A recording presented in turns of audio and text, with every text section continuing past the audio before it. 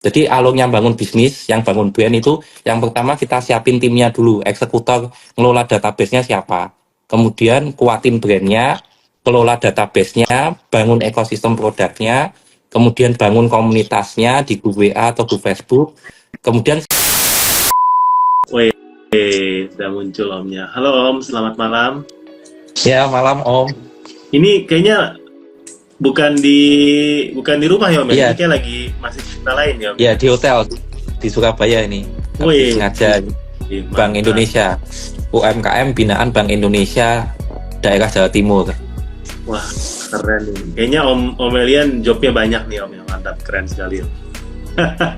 Makanya jarang konten cover. Ketika udah sering di offline pasti online-nya jadi jarang konten.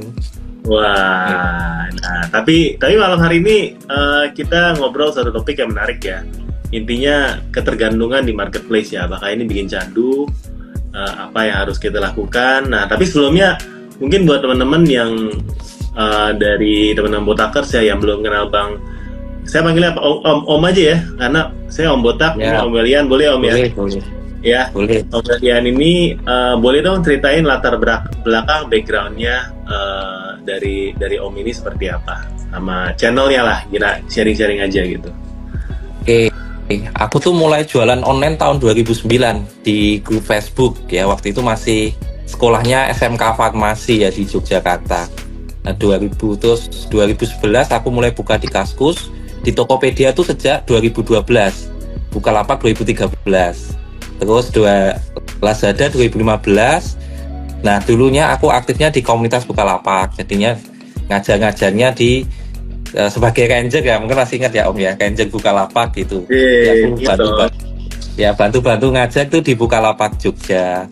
Terus 2016 Januari buka di Shopee. Nah, waktu itu aku mulai ngalami ketergantungan itu ya, karena namanya ranger kenal orang dalam gitu ya. Sering tuh ditaruh di halaman depan lah, atau dibantu email blast ya, waktu itu dapat push gratis dan sebagainya gitu kan. Wah, Tinggal telepon, kontak-kontak sama email.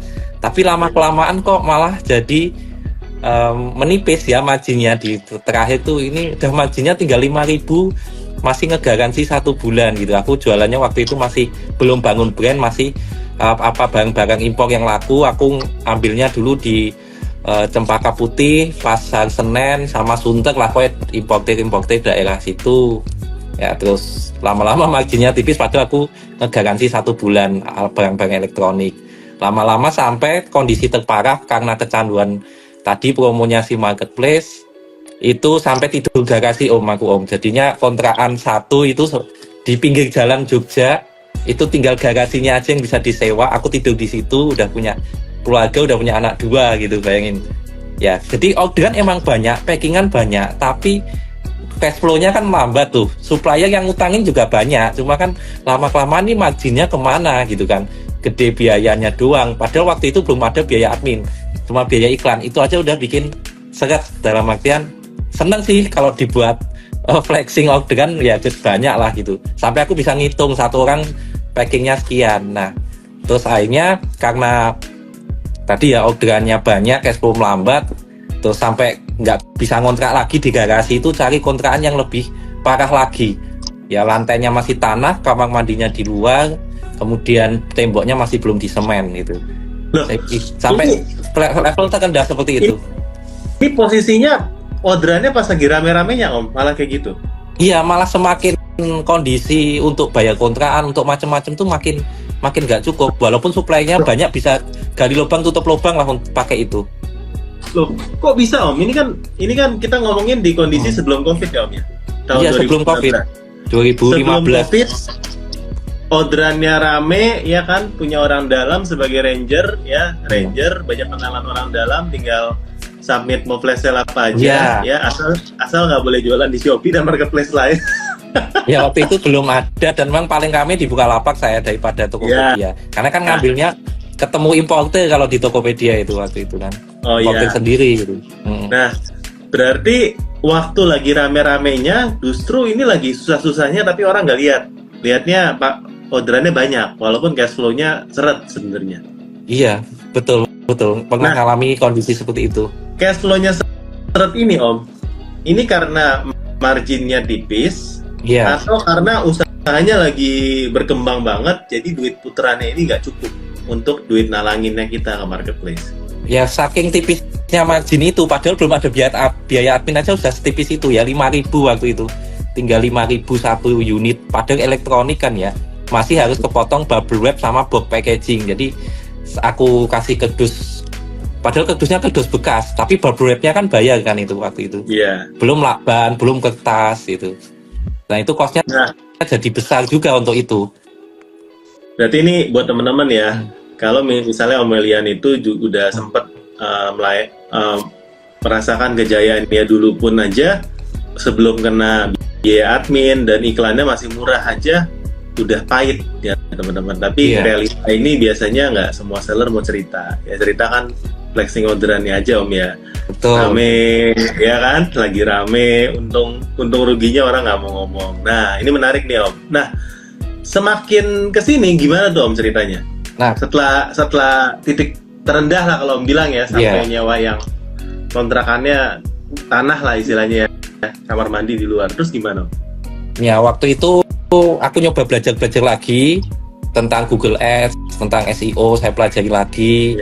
Terus saya cari produk-produk yang jadi distributoran dulu, jadi pindah ke reseller, agen, distributor, cari produk-produk yang sudah punya merek tapi agen resellernya belum banyak. Nah itu aku garap Google Ads sama SEO-nya, jadi seperti itu. Terus baru bikin brand sendiri di 2018 ya, aku ada celana, sama 2020 aku bikin brand obat gurah waktu itu. Jadi cuma ya karena momentum aja waktu itu, jadinya nggak bertahan lama gitu. Yang kalau yang jadi distributor tadi tantangannya adalah ketika distributor agen resellernya tambah banyak, dia nggak ngejaga wilayahnya si keagenan itu, ya akhirnya dimakan juga sama agen yang lain atau pusat ikutan jualan. Nah itu memakan distributor, agen, dan reseller. Jadi harus pilih-pilih ketika kita mau jadi distributor atau agen atau reseller, ngelihat si brandnya itu gitu loh. Jadi kadang tuh ada bisnis yang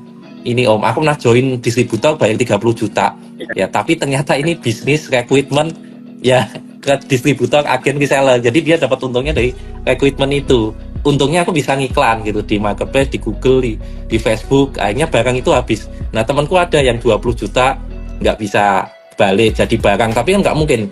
Dan itu produk solusi, masa diminum sendiri gitu kan, ada expirednya. Nah jadi hati-hati juga buat teman-teman yang mau main tadi, ada bisnis recruitment distributor, agen, reseller juga. Sempat kejebak juga, tadi nilainya 30 juta.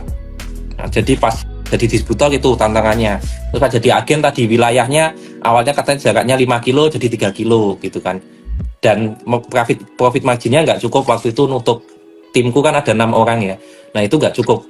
Kalau untuk kita sendiri jadi agen nggak ada masalah, tapi kalau punya tim udah mulai nggak cukup. Akhirnya harus jadi agen banyak brand. Nah itu nggak bagus buat all shopnya sih, buat iklan tokonya itu nggak bagus, mesti kecampur-campur lah gitu.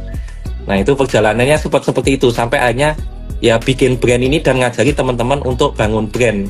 Solusinya biar keluar dari cengkraman biaya admin, kemudian cengkraman tadi bisnis mencari keuntungan lewat recruitment sistem distributor, agen, reseller ya. Jadi perjalanannya itu sih. Dari situ aku mulai bangkit ngumpulin, nggak apa-apa jualannya nggak banyak-banyak, tapi brandnya terbentuk, tokonya jelas, ini toko apa sih gitu. Kalau dulu kan gaduh-gaduh, apa yang rame di Jakarta gitu kan, ikut jualan, bawa ke Jogja, pasarin di grup Facebook, di Facebook Marketplace ya, di Google dan sebagainya. Tapi lama-kelamaan kan orang juga udah tahu ini belinya dari Tokopedia, ambil barangnya gitu kan. Nah seperti itu sih Om perjalanannya sampai akhirnya kita milih terus bikin brand sendiri untuk produk-produk yang ada gitu. Sekarang lagi garap brand apa Om kalau gitu? Kalau sekarang bantu di Fatkira ini, di baju koko Fatkira aku bantu untuk ads-nya, dalam artian Cepas sama Shopee ads-nya, sama ngajarin tim sales-nya, karena kan aku ada background toko online retail gitu. Aku membersamai brand Fatkira, terus ada beberapa brand juga di Jakarta ada alat kesehatan, terus di Solo juga ada ada mukena dan sebagainya. Nah di Surabaya sebenarnya ada, cuma sudah selesai pendampingannya. Jadi lebih ke ngajarin brand-brand untuk membangun bisnisnya lebih sustain tanpa ketergantungan dari platform manapun. Jadi aku ajarin walaupun jualan di marketplace nggak boleh ketergantungan sama platform, jualan di Meta Ads nggak boleh ketergantungan sama Meta, Google, TikTok dan yang lain gitu ya. Soalnya kemarin waktu TikTok ditutup banyak itu yang hubungin aku gitu. Terus ulang, lah kenapa kemarin nggak multi platform dan mengelola database-nya gitu kan. Aku buka bisnis beberapa ini pakai database semua gitu, padahal pakai WhatsApp, pakai apa, launching produk cuma pakai WhatsApp gitu. Karena tadi aku udah paham ngelola database mulai di 2018. Setelah tokonya jelas, marketnya jelas, aku menemukan oh ternyata enak nih punya database. Walaupun 3.000, 5.000 itu sudah bisa bikin kita punya bisnis baru ataupun pre-launching di database kita itu, Om. Jadi ceritanya gitu, secara singkatnya ya gitu. Menarik. Ya, berarti kalau saya boleh simpulkan ya, Om Elian itu sudah melalui tahap-tahap yang saya juga cukup familiar ya, karena kita kan seller yang dari angkatan yang sama lah ya, bisa dibilang ya. Gedenya dari BL sampai ke sekarang ya. Dari jualannya gado-gado, ya kan, tokonya Palu Gada, segala barang impor main, lalu si Om mulai lihat nih, wah Palu Gada nih udah nggak gurih nih ya, marginnya udah tipis banget, bahkan harus nyamper di tanah nih kalau malam nih. Nah di situ mulai nih distributor, tapi distributor pun banyak kenanya juga ya, karena ada yang cuma nyari jualan distributor aja, nggak benar-benar gedein brandnya. Dan semakin banyak kompetitor dan lain-lain, akhirnya kalau mau jadi reseller pun bukannya nggak bisa ya sekarang, tapi pilih brand yang benar lah ya. Ada brand yang memang jaga harganya banget dan marginnya masih bagus, kayaknya masih bisa jalan teman-teman ya. Apalagi kalau di kota-kota yang memang dia jaga eksklusifnya masih dijaga, itu saya rasa masih bisa jalan. Tapi kalau yang udah masif, teman-teman kayaknya seperti Om bilang tadi, nggak bisa nanggung, bener nggak Om? Om itu karena udah punya karyawan 6, Om itu nanggung banyak. Iya. Kalau Om itu masih istilah suami istri, packing sendiri, kirim sendiri, jawab chat sendiri, mungkin bisa. Betul. Karena nggak ada operational cost ya Om ya. Betul. Modalnya nanti ya sama kontrakan nih misalnya. Tapi kalau yang nanggung itu susah ya. Kalau mau gede sekalian. Jadi distributor yang topnya itu pasti masih bisa hidup. Tapi yang nanggung ini yang akhirnya sulit. Nah, akhirnya dari sana Om Elian ini bikin brand sampai sekarang, dan ini bilang adalah bisnis model yang paling work, dan saya rasa saya juga cukup setuju, apalagi dengan biaya marketplace yang makin tinggi ya, iklan yang makin mahal ya teman-teman ya, belum lagi ada biaya affiliate, live dan lain-lain. Teman-teman, malam hari ini kita mau diskusi ya, mau sharing-sharing dari Om Elian, mau tanya nih ya, berilmu, mencari ilmu dari Om, gimana sih caranya supaya nggak bergantung sama platform? Bener ya Om ya? Betul, platform manapun, nggak cuma marketplace sebenarnya ini. Nah, platform manapun ya. Yeah. Gimana cara melepaskan diri dari candu ini? Nah, tadi dia sempat spill dikit, salah satunya dengan memanfaatkan database. Nah, ayo Om, kita mau bahas satu persatu, step by stepnya itu gimana Om, supaya kita bisa punya database yang Om bilang itu bisa hidup dari ya 5.000 database yang berkualitasnya, kita udah bisa hidup. Step-stepnya ngumpulinnya gimana sih Om? Karena di marketplace jualan kan datanya dibintang-bintangin Om. Iya, jadi kan aku kumpulin dari zaman sebelum ada bintang-bintang itu. Oh, iya. Nah, tapi yang paling penting sebenarnya bukan caranya, tapi bagaimana orang itu mau save nomor ofisial kita, termasuk nomor ofisialnya harus nomor cantik, pola nomornya seperti apa itu juga harus disiapin. Kalau Om Botak lihat nomorku kan mudah dihafal ya, 25 tadi ya. Lihat itu kan, nomornya kan ada polanya, semua nomor adminku, nomor ofisial online shop itu aku bikin pola AB, CD, tidak triple maupun quartet, karena akan menimbulkan typo. Ya, kadang kalau triple 3 bisa kelebihan atau kurang. Quartet 4, misal 4 bisa lebih bisa kurang.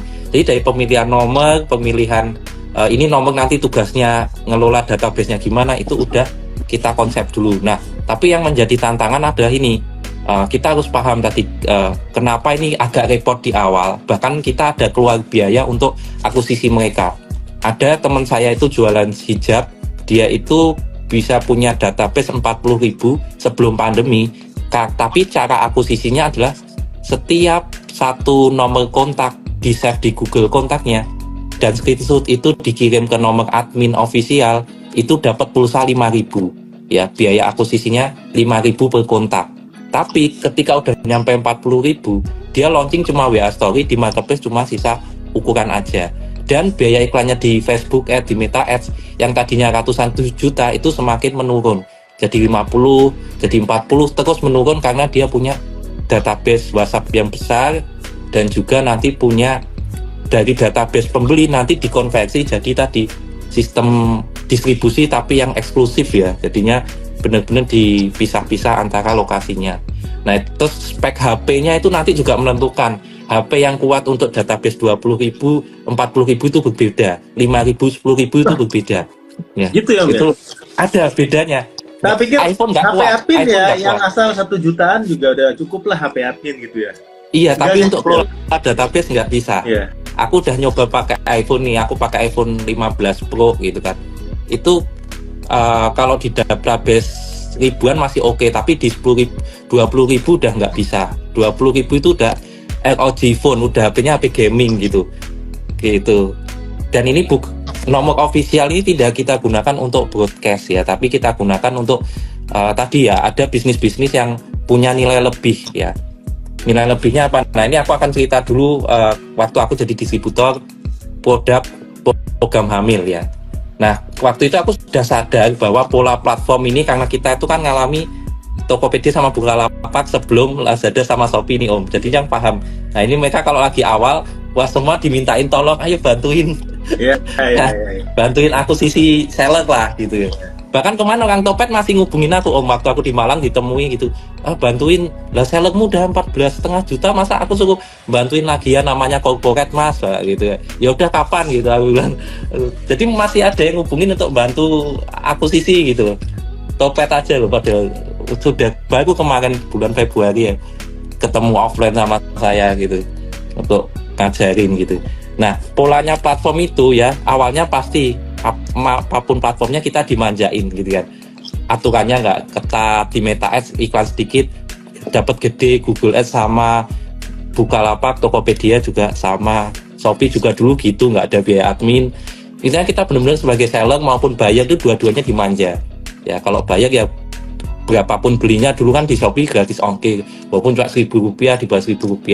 Nah, level selanjutnya itu kita diketatin. Nah, yang diketatin itu seller dulu. Aturannya dibikin macam-macam, ya.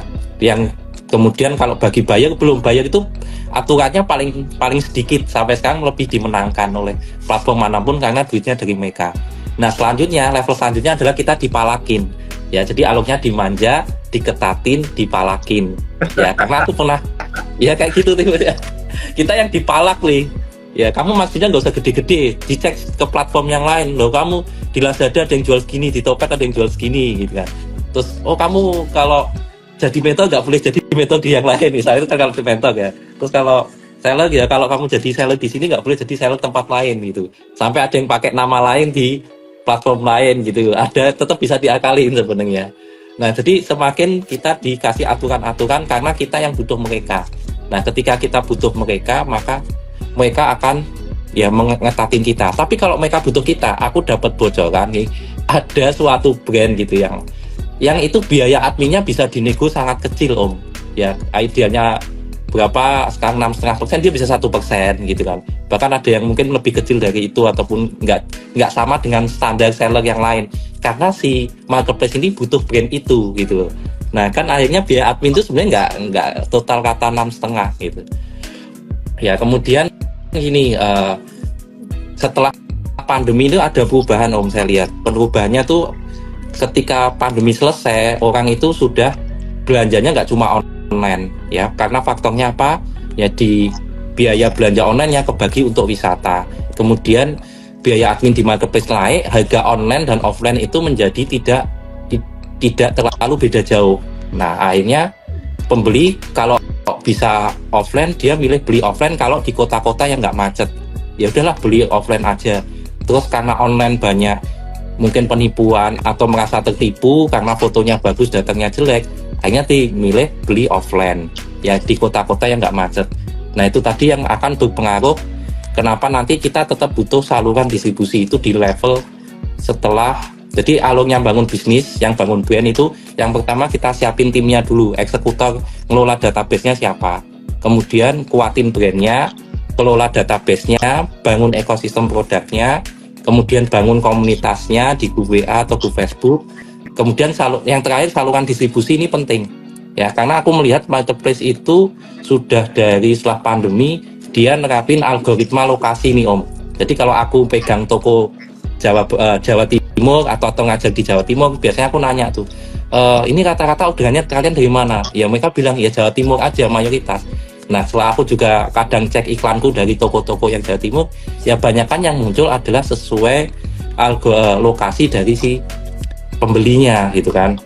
Jadi makanya kita tetap harus punya toko-toko di misal di Surabaya 1, di Jakarta, di mana itu satu dengan radius ojek online 40 kilo. Nah kenapa ojek online? Nah karena kalau di Shopee itu menurutku ada algoritma ekspedisi nih. Nah ekspedisi yang paling banyak dipakai di Shopee itu adalah instan. Paling atas yang ditaruh kan instan, baru reguler gitu kan. Nah itu sebenarnya urutan yang ditaruh itu menentukan potensi pasarnya. Kalau Jabodetabek terus lokasi pembeli yang ekspedisi instan. Nah itu tadi kaitannya dengan yang level 6 saluran distribusi. Kita bisa boleh pakai reseller, agen, tapi akun marketplace mereka itu tidak kita yang megang, brand yang megang. Biar apa? Ya mereka tinggal kita bayar berdasarkan kiriman atau packing. Nah kemudian alurnya gimana nih? Biar tadi punya saluran distribusi di kota-kota. Nah kita bisa pakai gudang online. Tapi alurnya yang paling penting ada di kota mana kita bisa membuka, itu berawal dari pengelolaan database gitu kan. Nah bagaimana supaya mengelola? Poin pertama, produk kita itu harus benar-benar menyelesaikan masalah dibanding kompetitor yang lain. Ya, contohnya di produkku, program hamil itu saya punya satu-satunya nilai yang sulit disaingi kompetitor.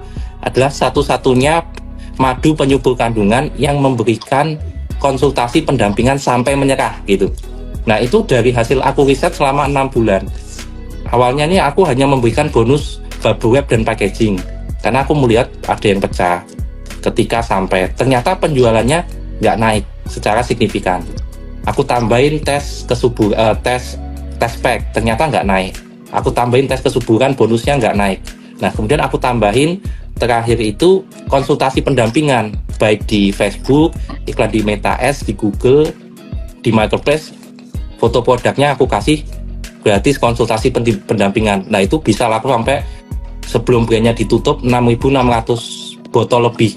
Padahal suppliernya itu punya CS itu 40 Om. Aku cuma 6 orang, CS ku cuma 2. Satu untuk brand diabetes, satu untuk brand program hamil. Aku bisa lebih laku karena tadi aku menangkap pasar ini membutuhkan kalau untuk produk herbal adalah konsultasi pendampingan. Ya. Kemudian temanku tuh juga ada Om. Dia bangun database. Dia tuh bikin produk bukan dari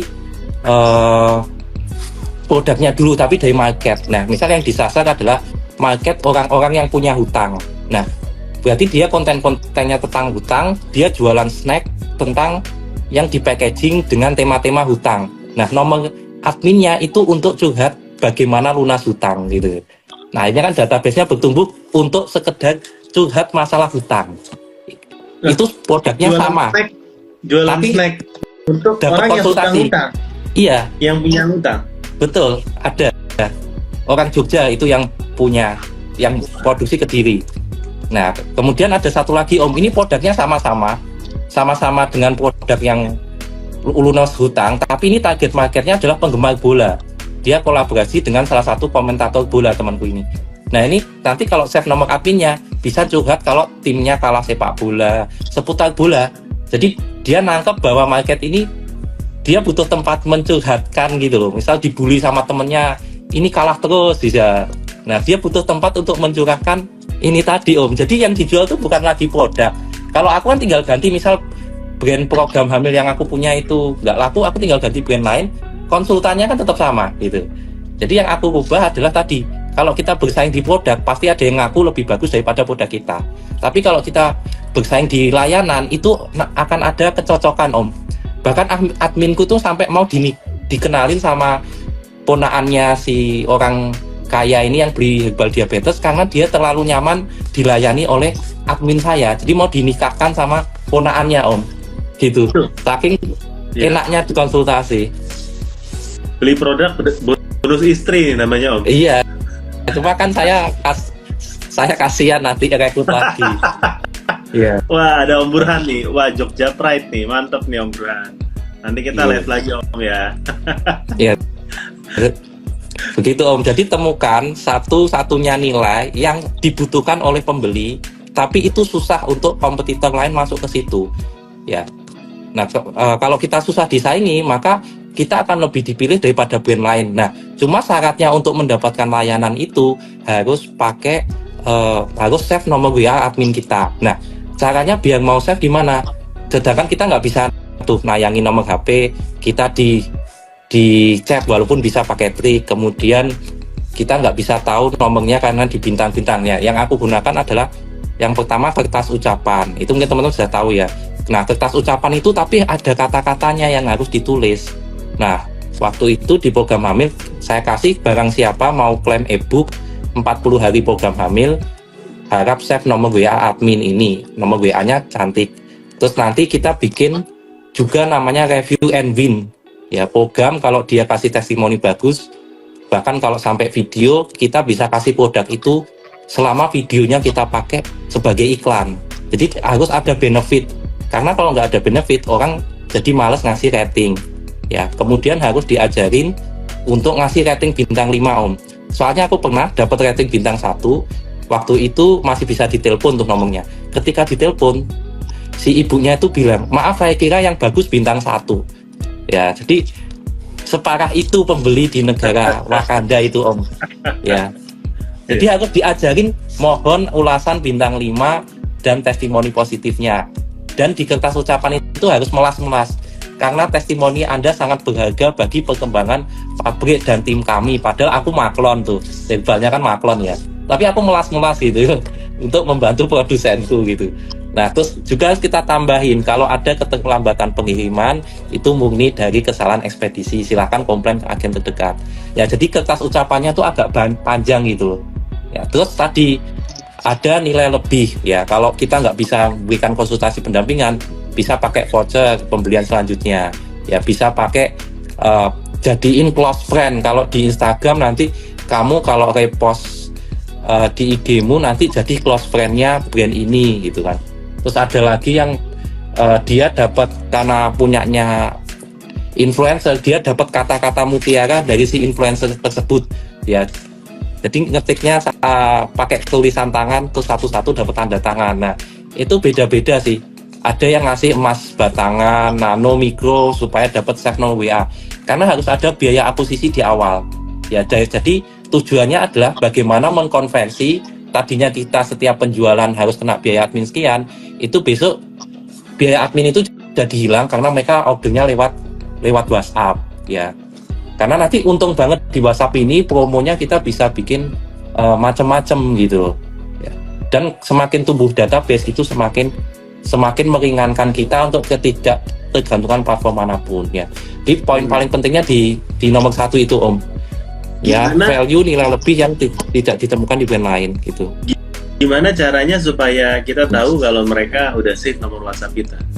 Nah, itu tadi mereka harus ngubungi admin kita duluan gitu. Nah, makanya iming-imingnya harus gede sekarang, nggak kayak dulu kan. Makanya tergantung produknya yang kita pecahkan kan ya si brand itu, terus nggak boleh nulis ini nomor untuk komplain. Nanti jadinya kalau komplain doang dia ngubungin kita Om. Jadi nilai lebihnya apa nih? Misal dapat info produk terbaru, voucher pembelian selanjutnya, begitu. Nah, nanti kan dan nggak boleh pakai link, misal Bitly itu nggak boleh. Tapi nomor cantik itu memang harus ditulis di kertas, biar akhirnya orang tuh masukinnya manual gitu. Dan kenapa harus cantik? Biar masukinnya cepat. Nggak boleh pakai form juga, karena form itu membuat orang effort untuk save. Jadi dibikin semudah mungkin, hadiahnya sebagus mungkin ya. Lah, yang saya nggak ngerti kenapa nggak boleh pakai Bitly Om? Bukannya Bitly itu memudahkan orang buat hubungin? Karena nanti di bypass Om, jadinya dia nggak nge-save nomor WA kita. Di Google Kontak tujuannya kan nomor kita itu abadi bukan abadi ya, semaksimal mungkin ada di Gmail-nya dia gitu loh. Target kita kan muncul di Gmail gitu. Iya. Karena kalau pakai Bitly orang nggak nge-save ya. Iya, ada kemungkinan dia nggak save. Gitu, walaupun nomor WhatsApp sekarang saya udah nggak add kontak juga sih Om. Saya kayak ngetik, saya pencet nomornya, jadi saya udah nggak nge-save juga sih. Iya, cuma tadi tujuannya kan kita di Gmail karena orang tadi kan biasanya mayoritas pakai Gmail. Nah, kapannya dia pindah Android, dia pindah WhatsApp, itu tetap akan terkoneksi gitu. Soalnya ngaruh banget Om nanti kita kan pengennya long term ya. Dan ini pun yang dilakukan oleh brand-brand di level kopi kenangan itu.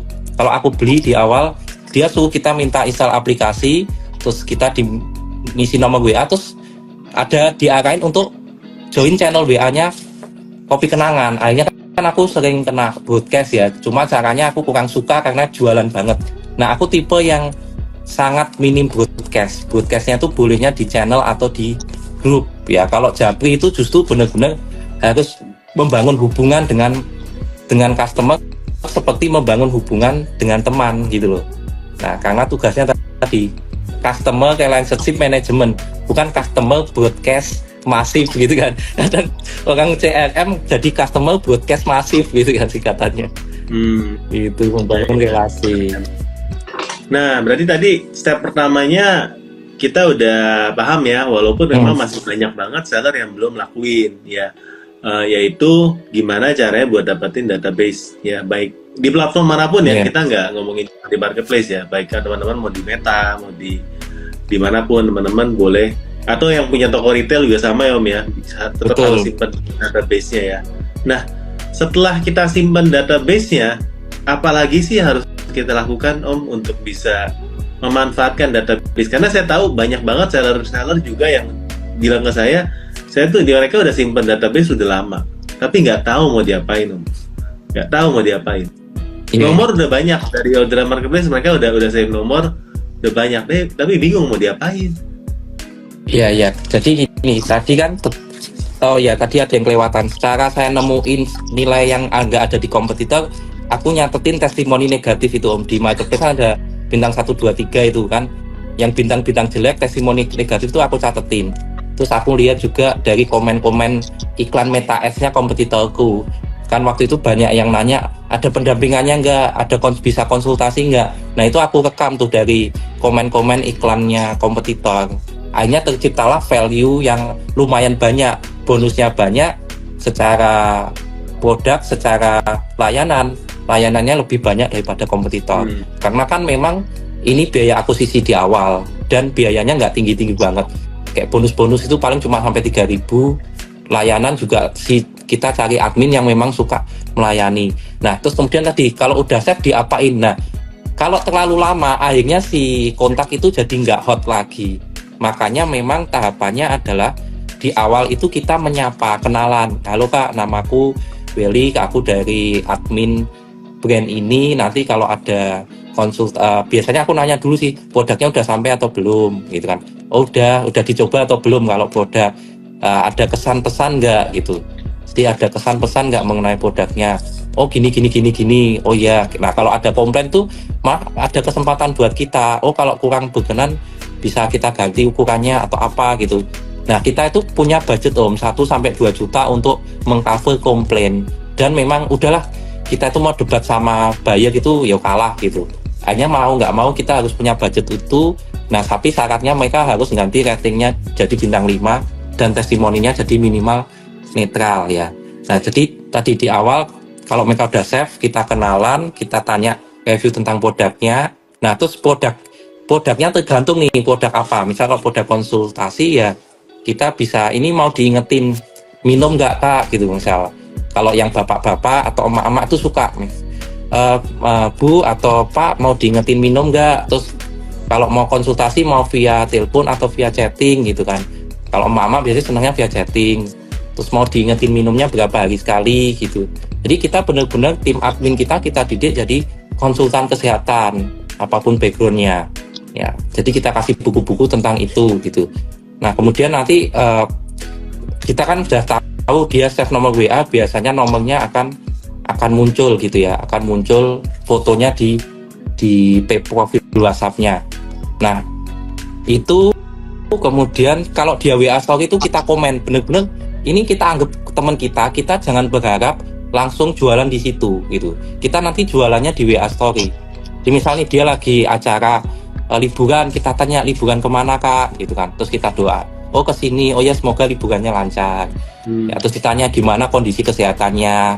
Jadi benar-benar diperhatikan. Terus kalau di kota yang sama biasanya kami temui Om, kita misal ada pembeli obat herbal diabetes di kota Jogja, ya misal beli pertama lewat marketplace atau lewat Facebook, terus kita tahu ini cuma Jogja, ya udah diantar sama admin, kita wawancara gitu kan. Nah ketika kita punya nilai yang susah disaingi, nanti dia akan wah di sini diperhatikan banget ya, akhirnya terus dia mau jadi video kita. Bahkan ada aku tuh waktu launching produk herbal diabetes, dia mau jadi distributornya karena merasakan manfaatnya, terus dia mau jadi agen distributornya karena dia udah ngerasain pelayanan dan produk ini, akhirnya dia mau jadi distributor. Nah kemudian kita juga bisa membuat event-event untuk mereka, sudah arahnya dari database ke komunitas. Kalau database ke ekosistem, setelah kita jualin program hamil, kita jualin apa lagi nih, misal ketika dia udah punya anak, kita punya pelancar ASI.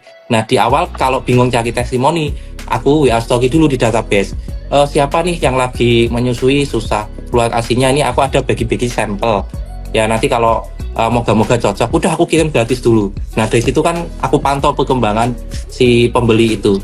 Nah habis itu dia kasih testimoni, nah aku jadi dapat testimoni yang real. Nah setelah itu nanti kita bisa tawarin, kak mau tak kasih herbal ini gratis nggak, tapi aku minta kakak bikin video testimoni tentang itu. Nah video testimoninya nanti kita pakai iklan di Meta Ads, dan itu real testimoni, orang benar-benar cerita dari hati itu.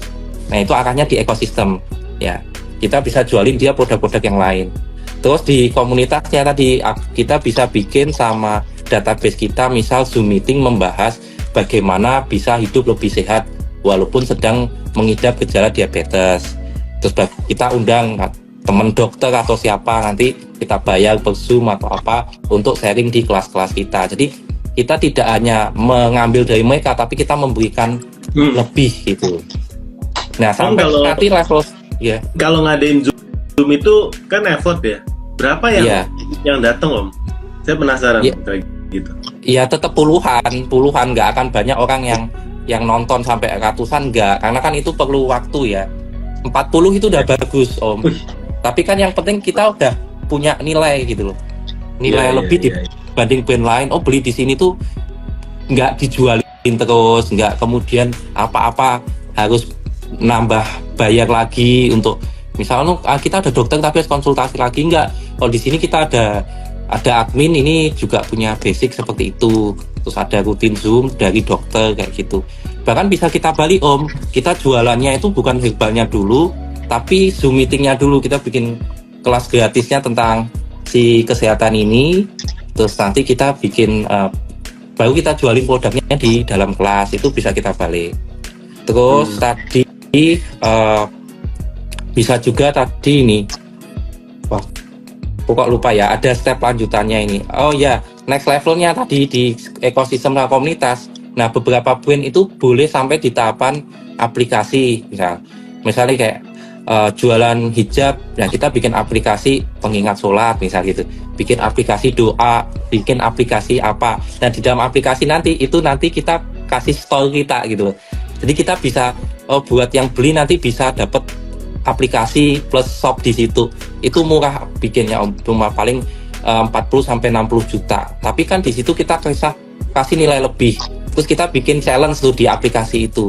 Oh hari ini kamu baca doa ini, misal kalau hijab ya, kalau makanan berarti harus olahraga sekian. Nanti kalau dia centang checklist akan dapat diskon ke pembelian selanjutnya. Jadi kita namanya relasi kan membuat mereka men-challenge kayak main game sebenarnya, cuma mereka tidak merasa memainkan game itu gitu. Ya.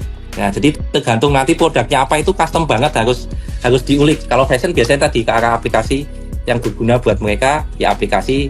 Kalau ya fashion muslim ya aplikasi yang seputar doa-doa kayak gitu. Kalau yang kesehatan ya aplikasi kayak tip-tip kesehatan gitu. Tapi alurnya tadi ajak mereka untuk join channel dan save nomor admin dulu. Nah, adminnya ini untuk membangun relasi, channelnya untuk ngasih tips dan kadang-kadang promo. Nah, itu memang harus ada tim khusus yang dia KPI-nya dari jumlah repeat order. Jadi kalau di kami itu tim adminnya dipisah. Jadi antara new order dan repeat order itu dashboardnya kita pisah. Iklannya untuk repeat order dan untuk new order itu juga dipisah. Yang repeat order nggak kita kasih budget iklan. Dia harus ngulik si database gimana bisa ngobrol dengan customer, entah online maupun offline gitu, Om. Emang prosesnya panjang gitu. Nah, Om, kalau sekarang di Indonesia ini untuk mengumpulkan orang itu paling efektif di mana sih, Om? WhatsApp channel kah? WhatsApp grup kah? Telegram kah? Facebook atau gimana, Om? Masih WhatsApp, nomor satu masih WhatsApp. Terutama tadi generasi yang senior ya generasi platform chatting yang dipakai nomor satu masih WhatsApp. Yang Telegram itu kalau orang-orang yang kenal internet marketing aja yang biasanya masih mau pakai Telegram. Nah, makanya tadi WA-nya harus kuat, Om. Aku punya rekomendasi nih yang kalau di database masih 5.000, 10.000, pokoknya nggak di atas 20.000 itu Vivo seri V itu masih kuat. Kita kalau CS udah database-nya segitu, udah pasti kita kasihnya Vivo. Aku udah nyoba banyak merek, ternyata dengan banyak grup WA dan banyak kontak itu Vivo yang paling oke untuk database masih di 5.000, 10.000 ya. Nanti 20.000 udah pakainya ROG Phone, pokoknya HP gaming. Ya, Vivo iPhone tuh udah bisa. Yang seri V ya, yang V30, 29, 27 masih ya. oke, Om. V20 aja masih oke. Aku masih punya V21 kemarin terakhir sebelum aku jual itu masih kuat. Padahal aku ada grup WA itu sekitar 50 sampai 80 gitu kan. Itu di HP itu. Dan aku jarang ngapus-ngapusi, Om. Jarang kayak kalau habis setting aku hapus, enggak. Ya sudah disimpan terus gitu. Biar tahu historinya. Terus nanti penamaan database juga penting nih, Om. Jadi kalau kita ada database masuk itu kalau di meta ads harus kita kasih nama. Misal baru masuk sekali, aku kasih kode FU follow up. Terus masuknya kapan? Misal FU Welian FU hari ini berarti 21.05.24 Welian Jogja gitu. Oh, jadi kita tahu ini statusnya si orang ini masih follow up. Kemudian kalau dia udah mau transfer kita edit jadi MT mau transfer. Terus nanti kalau sudah transfer kita ganti jadi ST. Nah kalau repeat order kita ganti jadi RO. Nah itu kaitannya apa? Buat bikin program RO satu kali biar kedua kali programnya apa, RO 2 kali, ketiga kali itu programnya apa. Nah kalau di diabetes misal satu kali nggak dapat bonus, tapi kalau 2 kali dapat alat strip gula darah. Kalau 3 kali, 4 kali nanti beda-beda. Kita paling gede waktu itu alat tes gula darah itu lumayan 80.000 ya. Jadi kalau marginnya nggak lebar-lebar banget, harus hati-hati ngasih bonus. Program-programnya itu harus disiapin. Terus nanti kita juga bisa bikin misal nih kalau di fashion teman-teman pengen punya produk kayak apa sih ya, kalau database sudah terbangun tuh kita bisa ngobrol pakai WA Story. Oh aku pengen warna ini ya. Nah terus kita bisa bikin lomba. Kita bikin lomba buat ide produk, terserah idenya, nanti kita yang ngewujudin itu bisa. Terus konten-konten sosmed kita juga nggak berhenti ketika kita ngeliat WA Story mereka. Oh ternyata mereka aktivitasnya ini. Nah kita bikin konten sesuai aktivitas mereka. Terus pertanyaan yang sering masuk di WhatsApp itu bisa kita jadiin konten-konten YouTube, konten-konten TikTok, Instagram juga, Om. Aku kalau kehabisan konten ya aku minta timku, udah pertanyaan yang masuk di kita apa? Itu dibikin konten gitu sama tim. Jadi manfaatnya banyak banget gitu. Wah gila. Tapi effort ya, Om ya. Nggak semudah kita upload, pasang harga murah, kirim. Nggak cuma sesimpel itu ya, Om ya. Ternyata effort banget untuk bisa ngelola database ada frameworknya, ada strateginya, ada CS-nya juga beberapa disiapkan, harus ada trainingnya, effort ya Om, ya. Itu ya luar biasa ya. Iya. Nah, dan divisinya memang dipisah antara dealmaker sama CRM. Ya. Nanti biasanya kan kalau dealmaker 3, CRM-nya juga 3. Kita yang lola database itu ada 3 orang. Mereka tugasnya ya nyapa-nyapa, bangun bener-bener kayak orang yang seneng chattingan aja Om. Gitu. Tapi kalau dari Om yang bantu brand atau itu dari Om yang lakukan sendiri, memang se-efek itu kah Om kalau kita udah punya CS, udah punya hubungan dengan mereka? Apakah kita bisa melepaskan candu daripada platform itu akhirnya setelah kita punya database yang seperti itu? Bisa Om, ini sayangnya kalau di IG nggak bisa share screen ya. Nah kalau aku share screen dashboard Meta Ads ku itu ketika kita kena AME, satu CS admin itu masih bisa dapat 7-10 juta dari database yang dia kelola Om. Nah ini aku ada dashboard, mungkin kameranya aku balik aja ya. Aku switch ke. Nah jadi aku punya dashboard seperti ini Om. Ini kan ada yang atas itu untuk new order ya, ini kan biaya iklanku untuk akuisisi di Meta Ads itu 7.600.000. Nah dikurangi modal dari new order cuma untung 1.400.000 tuh satu admin. Nah tapi dari repeat ordernya itu udah 3.898, berarti kan dapat 5.200.000 per database yang dihasilkan dari bulan sebelumnya. Jadi memang ada bisnis-bisnis yang modelnya akuisisi dulu. Di bulan awal tuh bisa aja untungnya tipis, tapi bulan selanjutnya itu repeat ordernya akan naik. Jadi dashboardnya seperti ini Om. Nah ini aku pernah kejadian nih masih sebelum pandemi, Agustus itu aku minus di satu admin ini kita iklanin 10 juta. Kalau kita total dari new order dia cuma dapat 10, malah minus 2 juta. Tapi repeat ordernya udah nambah jadi 6 juta karena dia kelola banget sampai mau terima telepon. Akhirnya kita masih dapat 4,7 juta Om dari kelola database itu. Ini akuisisinya juga ada yang di marketplace. Nah terus ini bulan September itu sudah masih belum AME kita, tapi masih dapat untung 1 juta sekian. Nah ininya naik sudah 6 juta, di total jadi 8 juta sekian. Terus di bulan Oktober itu naik lagi dari pengelolaan database itu. Nah ini minus 3 juta Oktober, tapi repeat ordernya sudah 10 juta satu admin. Nah bulan November kena AME nggak bisa ngiklan, kita masih dapat 9.465.000 cuma ngelola database aja. Bulan Desembernya masih 7.666.000 dari kelola database tanpa iklan gitu ya. Nah karena tadi kita udah nyiapin Om, alur biar orang itu nyaman, kemudian dia repeat order. Karena kalau di kesehatan kan efeknya bisa terasa kan biasanya di hari ke 25, 28 gitu. Ya. Menarik. Jadi menarik. Seperti itu. Kalau di marketplace soalnya seringnya kita ngiklan. Iya. Orderannya mau berapa, tapi untungnya nggak banyak Om akhirnya dari sana ya. Karena kita juga nggak bisa kelola database juga. Mengharapkannya ya mereka kalau beli lagi di marketplace jangan klik iklan lagi kalau bisa ya. Tapi kan kita juga nggak bisa kontrol seperti itu ya. Ya, kalau aku gini Om, kan ketika dia save nomor database, nah di kertas ucapan kita tulisin mau dapat harga lebih murah dari marketplace, karena tadi di marketplace kan kita naikin kan via admin. Nah, kita ajak dia untuk belajar lewat WhatsApp. Jadi kita bikin leveling nih. Kalau kamu transfer langsung kita kasih gratis ongkir, terus diskonnya lebih murah dari marketplace.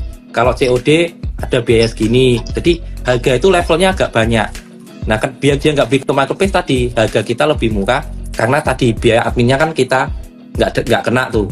Terus tadi cash flow kita lebih sehat ketika dia transfer langsung. Jadi cari cara supaya setelah beli dia nggak beli lagi ke marketplace. Nah kenapa beli lagi ke marketplace? Karena tadi subsidinya si marketplace masih lebih bagus daripada harga kita di WhatsApp. Nah kalau itu harus kita rubah, harga termurah hanya di WhatsApp. Nah itu bisa masuk di kertas ucapan yang kita kasih tadi Om, biar nggak balik ke marketplace lagi biar nggak balik ya kita pikirin Iya. strateginya kayak gimana. Wah ini keren banget, daging banget ya teman-teman. Ini malam hari ini Om William udah sharing nih tips dan triknya yang daging banget, yang biasanya Om ini sharing di kelas nih kayaknya nih Om.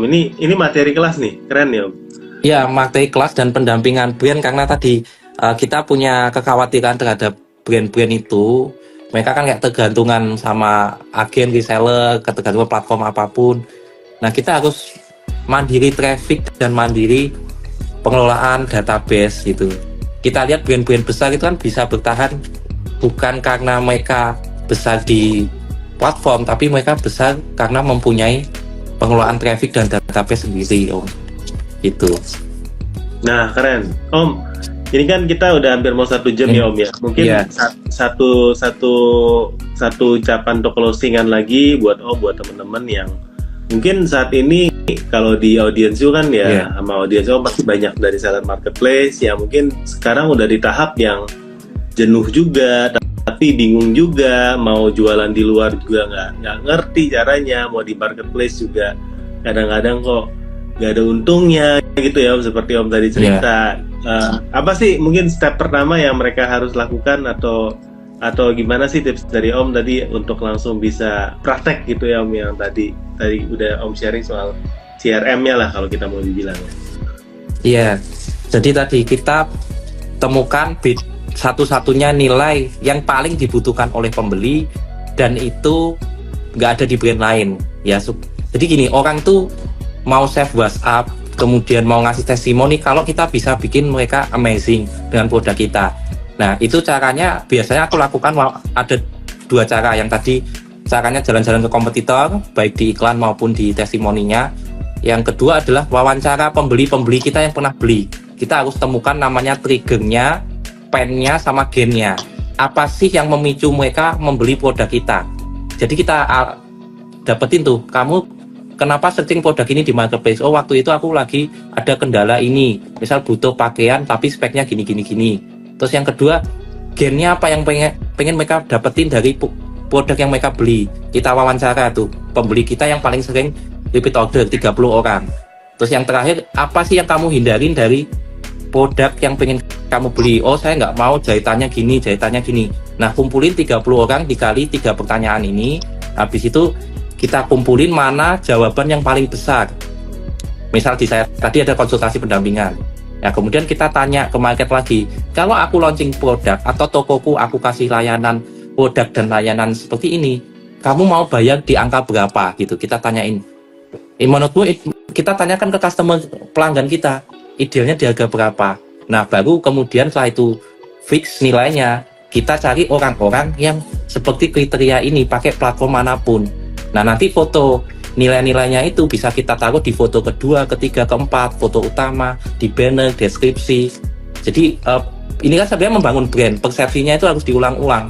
Kita ngomonginnya harus ini terus supaya orang ingat.